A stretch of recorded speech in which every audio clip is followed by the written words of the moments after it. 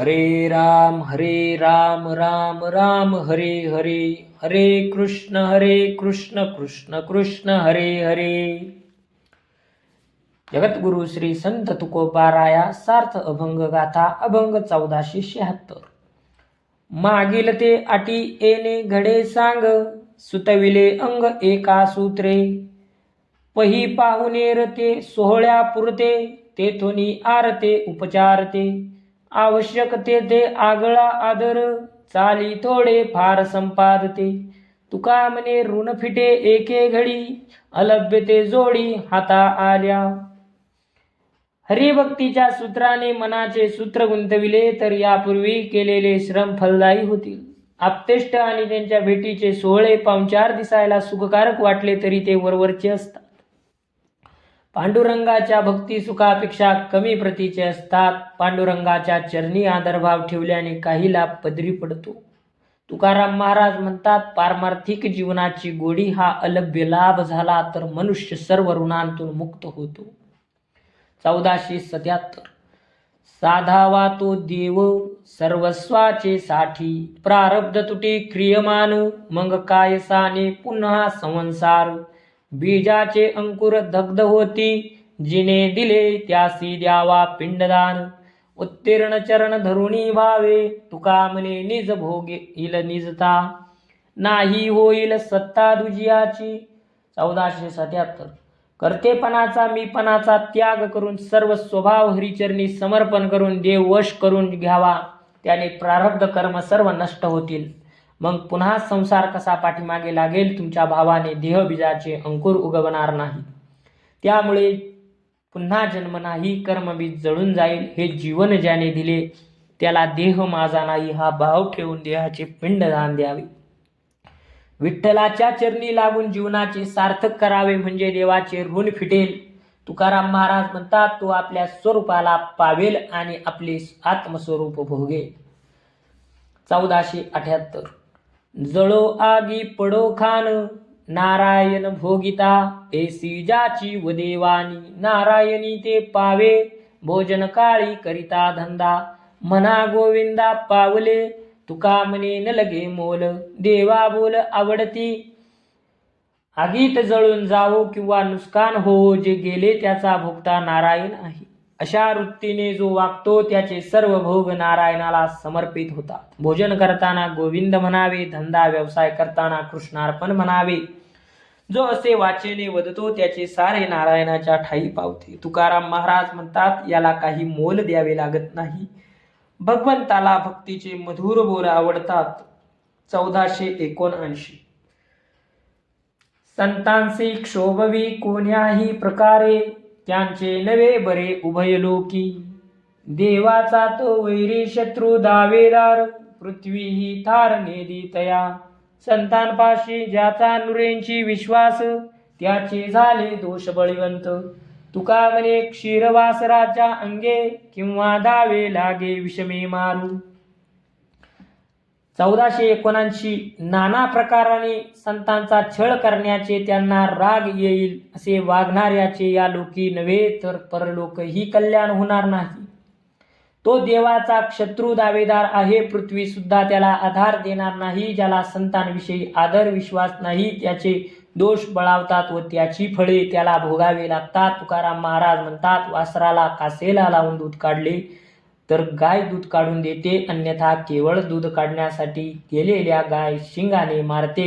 त्याप्रमाणे संतांचा आदर केला तर देव प्रसन्न होतो, नाहीतर लोक परलोकात अनहितच होते.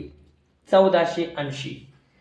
उदकी कालवी शेन मलमूत्र, तो होय पवित्र कासयाने. उद्धारासी ठाव नाही भाग्यहीना, विनमुख चरणा संतांची या.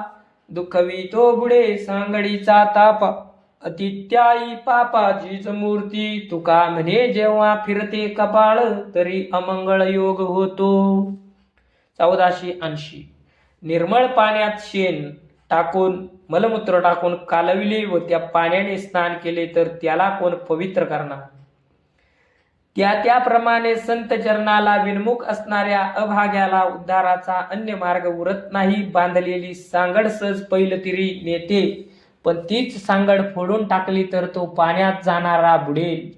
त्याप्रमाणे संतांना दुखविणारा आतताई पापाची मूर्ती असतो तो भवसागर कसा पार करणार. तुकाराम महाराज म्हणतात, जेव्हा प्रारब्ध प्रतिकूल होते तेव्हा असा अमंगळ योग येतो. 1481. शोकवावा म्यादे हे ऐसे नेनो पोटी आहे, तरीच नेंदाजी उत्तर दुःखी राखिले अंतर. जावे वनांतरा येणे उद्देश दातारा, तुका म्हणे गिरी मजसेव वावी दरी. 1481. देवा अहोरात्र तुमची विनवणी करून देह दुःखी शुष्क करावा असे तुमच्या मनात आहे की काय हे कळत नाही. माझ्या मनाला असे दुःखी ठेवण्याचा तुमचा हेतू आहे, म्हणून तुम्ही एक शब्दही बोलत नाही. अहो उदार देवा, तुम्ही प्रसन्न व्हावे म्हणून वनवासात जावे असे तुम्हाला वाटते का. तुकाराम महाराज म्हणतात, तुमच्या मनात असेल तर मला अरण्यातील पर्वताच्या एखाद्या दरीत राहायला पाठवा. 1481. 1482.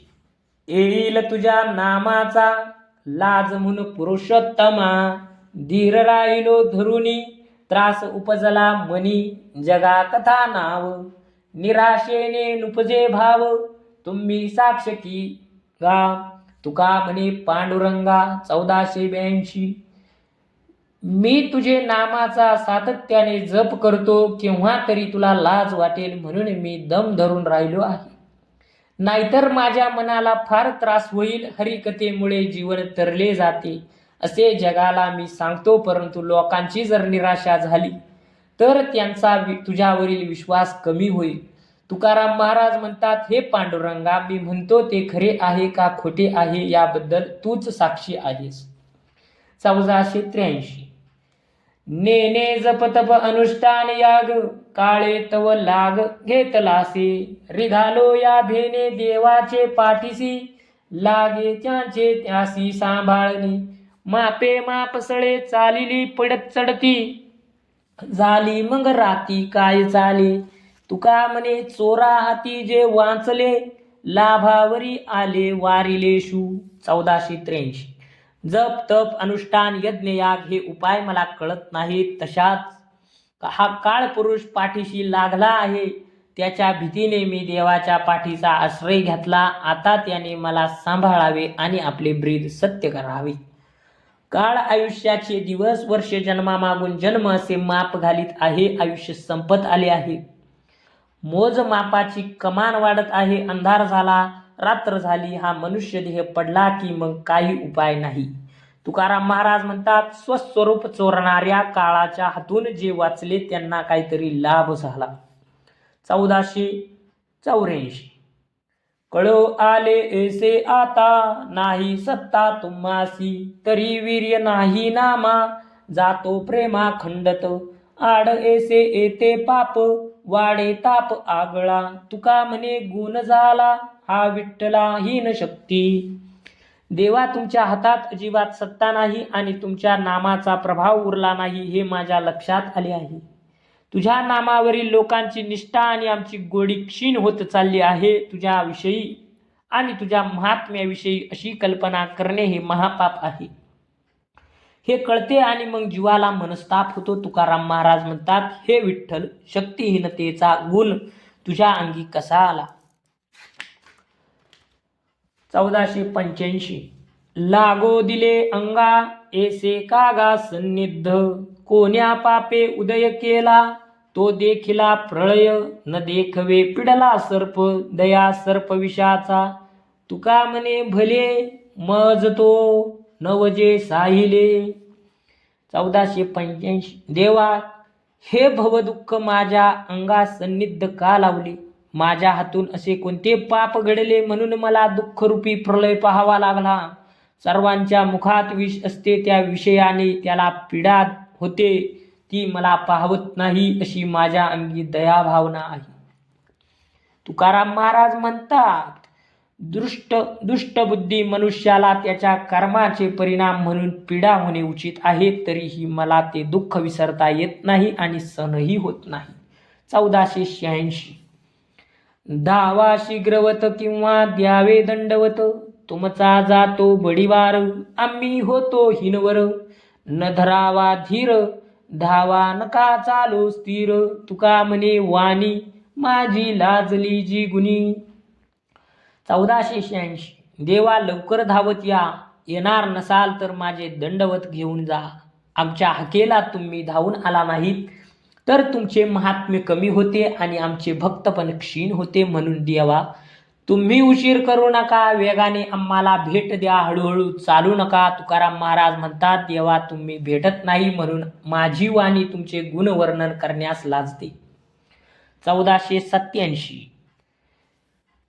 सेवकासी आज्ञा, निरोपासी काम, स्वामींचे ते धर्म स्वामी जाणे, मनाची ये मुळी राहावे बैसोन, आकर्षावे गुण पायापाशी, बेटीचे तांतडी करीतसे लाहू, ओवाळावा देहो ऐसे वाटे, तुका म्हणे माझे करावे कारण, आपुले जतन ब्रीद करा.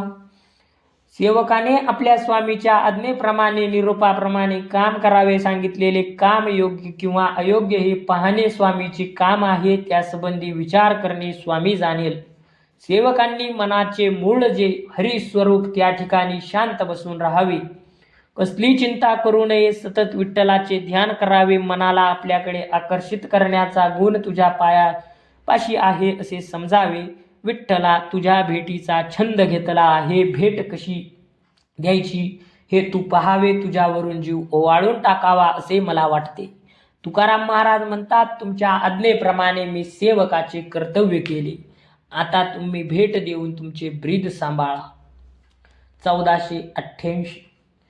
उद्वेगासी बहु फांकती मार्ग, नवे ऐसे अंग माझे होते, आता कोण यासी कारणे, विचारतो देखा साचार पांडुरंगा, मजतो अत्यंत दर्शनाची आस, झाला तरी हो नाश जीवित्वाचा, तुका म्हणे आहे वचनांची उरी, करीतो तो वरी विज्ञापना.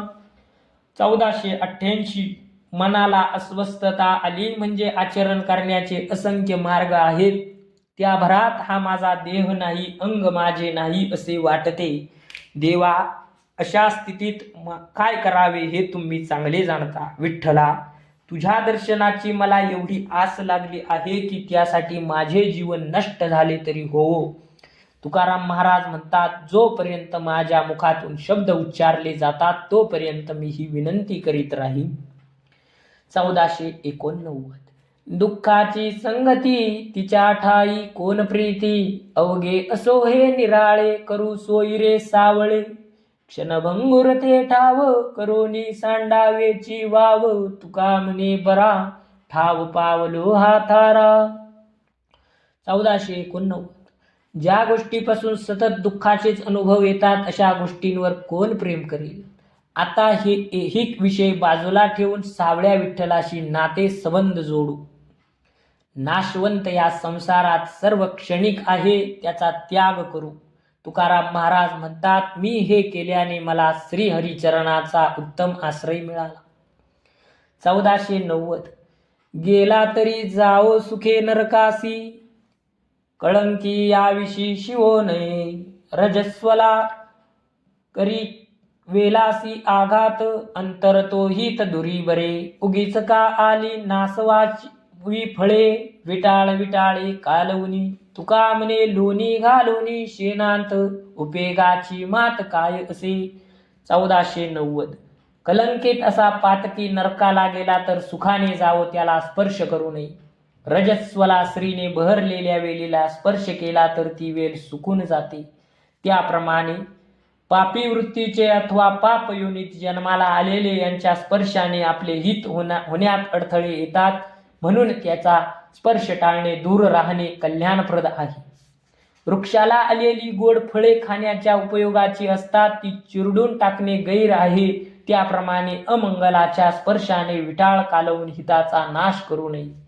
तुकाराम महाराज म्हणतात, शेणात लोणी कालवून कोणता फायदा होणार आहे. अर्थात चांगल्या लोकांची दुर्जनाशी संगती धरू नये.